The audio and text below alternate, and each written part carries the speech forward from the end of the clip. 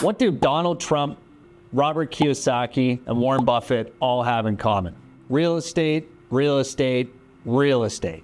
Now, they're all diversified in other stuff as well, but the basis of all of their investing has been real estate. Today, on the Canadian Real Estate channel, I'm gonna walk you through how to get started on your journey to financial independence by using real estate investing. I'm Adam J.D. Martin, your host, and I've been investing in real estate for the last 4 or 5 years, and it's been quite the journey. I've done everything from house hacking to student rentals to Airbnbs to re-rentals to multifamily investing, and now I'm even into some commercial investing. So I've tried it all.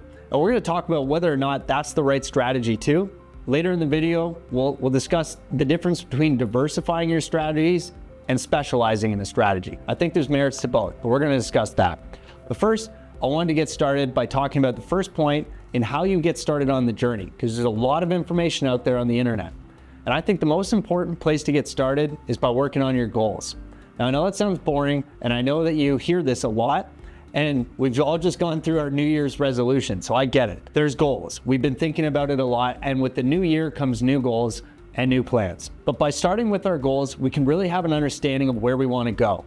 It's much easier to get to a destination and plan your route on how to get there if you actually know where you're headed. By starting with our goals, we want to understand a few different things. What are the pros and cons of the different opportunities, the different strategies, and what do we actually want to see at the end of this game? Maybe a better question even to start is, how long do we want to be playing the game? I started buying in real estate when I was 24. That first property for me was incredibly important. And I was more interested in just getting into any property than it was at all about creating a strategy about which property to get into. Part of that had to do with my financing considerations, my skills, and how much time I had on my hands. So what I did is I started out by going out and door knocking, trying to find any deal, any seller, any neighborhood in my city. And that was a challenge. And ultimately I ended up with an asset that wasn't perfect, but it got the job done. But my goal was singular. It was get any property that year. And that's what I did. But for you, you might have a more complicated situation. Say you have a family depending on you. Say you want to start a family. Say you want to start a relationship. You have other people counting on you and you need to have a plan. And I think having a plan here is going to really help you to understand what sort of investments you should be buying, how to get into them, and what's going to be required to actually operate those investments. So when we're thinking about investing, we need to think, are we working towards appreciation? Or are we working towards cash flow? Now, sometimes you hear the words passive versus active thrown around. There is no such thing as passive investing. Your rentals will require management. Your buildings require operating expenses. We have seasons here in Canada, okay? There's 4 seasons. That means snow. It's your job to take care of the snow. When tenants have issues, it's your job to fix those issues. Now, sure, you can outsource some of that, but I would love to hear in the comments below anybody who's tried to use a property manager and actually had it work out the way you thought. Have anybody watching this video actually had a passive experience? I've never had a passive experience. I've had 52 units of real estate. I've never once thought that a unit, any one of those units, was passive. They're all active. When we start thinking, do we want appreciation or cash flow? It's not really a passive or active thing. It's what strategy are we going to make out of the available properties that we have? We need to think about, do we want rental income? Are we doing long-term rentals? Are we doing short-term rentals? Are we thinking about something really active like a student rental, which requires a lot of turnover and a lot more maintenance and operating expenses? Or are we gonna look at the commercial side of things? Would we rather rent to businesses? Maybe you think that those are more stable. Maybe you think that they're more reliable because they have their own source of income coming in every day. Whatever your goal is, we want to approach how we select our properties and which markets we approach based on those goals. So for me, I'm at the stage now, it's sort of the natural life cycle or development cycle of an investor. You start getting interested, so you educate and inform yourself. Then you start looking at actual markets, and then you start looking at actual properties and individual properties. Hopefully you take a lot of time to understand the market that you're looking at and actually do the research to understand which properties are going to be suitable for your strategy. And part of that is understanding the actual fundamentals of the economics that are going on in your market. I'm from Collingwood. It's technically a great place to invest if you want to invest for appreciation. Over the last 10 years, properties have far more than doubled. They've probably 10x'd, and that's great. But that to me is more of a gambling strategy. when I got into real estate investing, I was listening to guys like Grant Cardone, Kiyosaki, Trump, any of these big guys that are going to talk to you specifically about cash flow. Cash flow to me is absolutely king. For me and my plan, I want to accumulate enough assets so that the income being brought in, the surplus of income being brought in from those buildings, can afford me the lifestyle that I'm looking for. And that for me means I need at least $20,000 a month of passive, air quotes on that, income coming in excess of the expenses that it costs to run those buildings. In order to get to that point, we need to have a very clear path. We need to understand exactly what market's going to be appropriate. For me, buying in Collingwood was not going to be possible because I neither had the cash or the borrowing power to actually purchase in a market that had already appreciated so much. So I had to look to outside markets. Some considerations that looking at new markets are going to be looking at the actual fundamentals of that market. What's going on in that market with job growth? What sort of development opportunities are going on there? What sort of stability can you find in that market? What amenities are there? If we're looking at markets, say like Windsor, for example, for cash flow, great market. I owned a large student rental there, and it's a fantastic market because you've got the school recruiting people in. You've got a lot of immigration there. There's a border right in that city that goes to Detroit, and you've also got a lot of infrastructure. You've got a gas plant there. You've got a very, very, very large investment, billions of dollars going into the battery plants that are being built there, and you've got bridge construction going on. Another bridge going to the US. There's a lot going on there in terms of job growth, job stability, investment into their infrastructure, and opportunities for people to go there and live. There's also amenities and things like the casino there. So these are some considerations you want to look at, like what's bringing people to that area. Another place that I own property is Stayner, Ontario. And one of the reasons I own there is because it's just outside of Collingwood, but it's close enough that you could drive in for work. It's close enough that you could drive in and go to Blue Mountain and snowboard and ski. But it's far enough outside of Collingwood that the price has been dramatically decreased relative to the price in Collingwood. So a lot of locals have been forced out of Collingwood, and now they're starting to go to Stayner. Now the main street's developing in Stayner. Now where there's major housing developments coming into Stayner, and also more amenities coming in, like McDonald's is planned to be built there. So when these types of big investments happen into a community, it's not certain that the house prices will rise in those markets, but you can make a pretty good prediction. So when we're looking at markets, we want to do our research and just see what's going on in that market. If you're looking at a market with a ton of unemployment, with no development going on, no new infrastructure, it's a good chance that that market's going to stay either stagnant or potentially even decline. Okay, if the population of an area is decreasing over time, it's not likely that the house prices are going to go up, or even that the rental prices will go up. So we want to take that into consideration. So first, know your strategy, know what you're trying to get, then study the markets that have those attributes and those types of assets in them. And that's going to be a great place to get started, understanding on how you can actually set yourself up for success. The next thing is understanding, again, through using that strategy, do we want appreciation here or do we want cash flow? That's going to help us to structure our actual business. And to structure our business, we're going to need to understand a few different things. One of the things we need to understand is how much time do we have?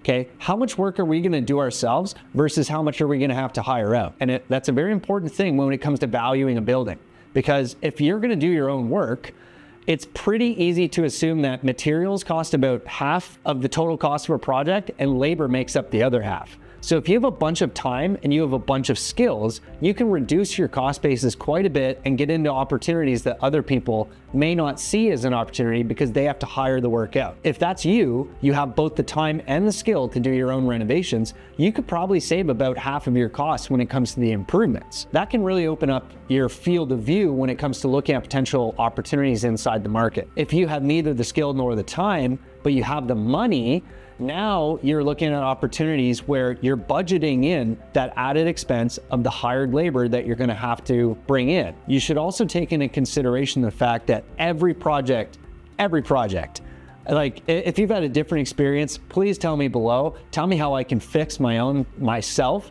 because in my portfolio and with every deal I've ever done, every single project has taken longer, it's gone over budget, and the scope has always creeped up on me. Okay, it's very easy to do. Part of that is the buildings that I'm buying. So if you find yourself in an older building, which a lot of you, if you're just getting started, you're probably looking at that bottom bracket of housing in your market. You're probably looking at the cheaper houses, which are usually the older houses. Now with the older houses, we're running into things like lath and plaster, we're running into old electrical, we're running into old plumbing, and all of the things that are going to add to your scope creep as you start opening walls. The minute you open walls, I promise you, on these old buildings, you will find additional issues.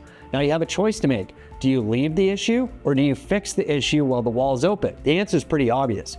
You want to future-proof your portfolio, so in turn, you end up doing that additional work. And that creeps up on your scope, which increase your time invested and your money. Okay, so these are considerations we have to make. So do we have time, do we have skills, or do we have money? And reality is, it's a prism that is dynamic. You have all three of those things, but in what amounts? Okay, so each one of those things is a lever on how much cost you're gonna have to put in or how much time you're gonna have to put in when it comes to the actual investment itself. Finally, I want to talk to you guys about diversification versus specialization.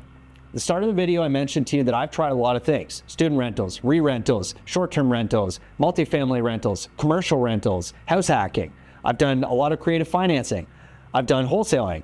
I've done a lot of different strategies, all of which require a learning curve. It takes a long time to get great at anything. A lot of you are going to be tempted to do what I did and try basically a shotgun approach. You're going to try and dip your toe in the water as much as you can. Take advantage of every opportunity that comes across your desk. The challenge with that is that it often leaves you distracted. It makes you the master of none.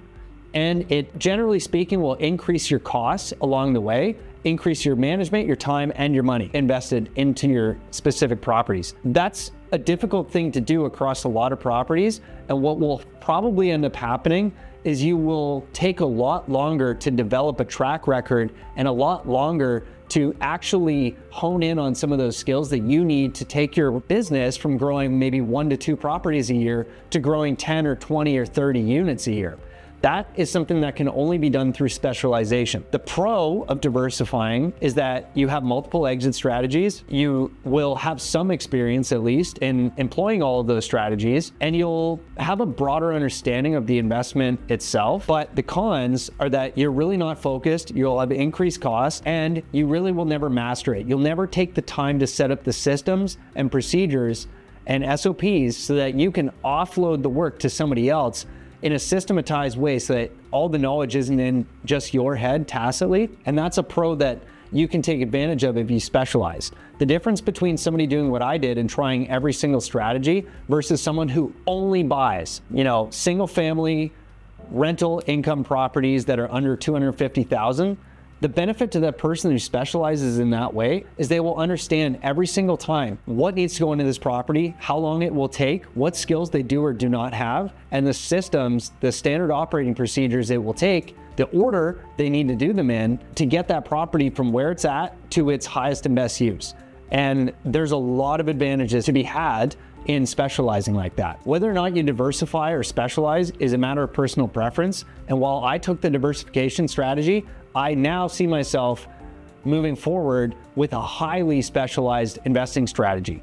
But maybe it takes diversifying to figure that out. Finally, I want to talk to you about taxes.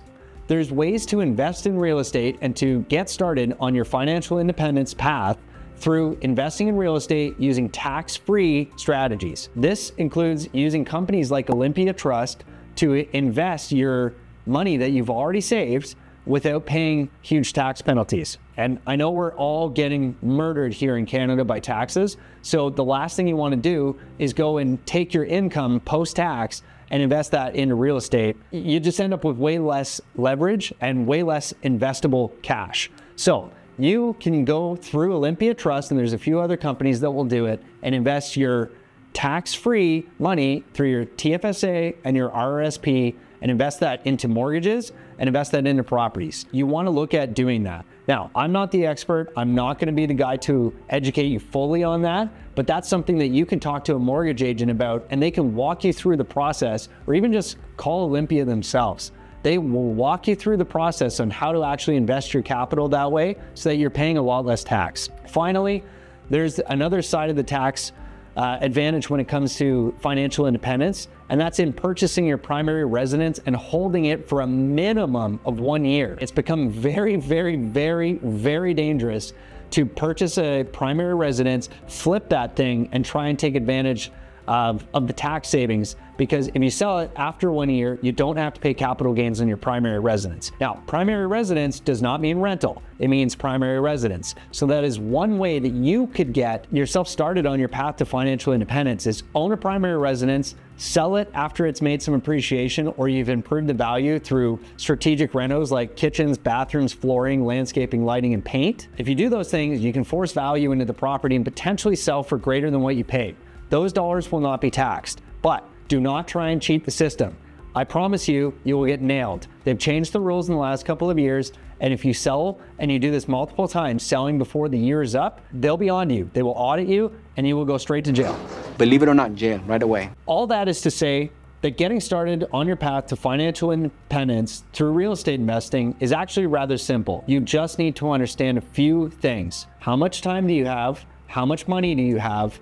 And how much skill do you have in this area? That will help you to understand how to take advantage of the goals that you're setting. So you need to know your goal, you need to know how much time you have, how much money, and how much skill. That will tell you who's gonna help you along the way and how to assemble your power team. Then you will need to understand your market to really understand, is where I live the right place to be investing for the goals that I have? Or do I need to look outside of my market? By looking outside of your market, you expand your horizons and you give more way for your goals to actually be achieved. So leave that as a possibility for yourself. So how much skills?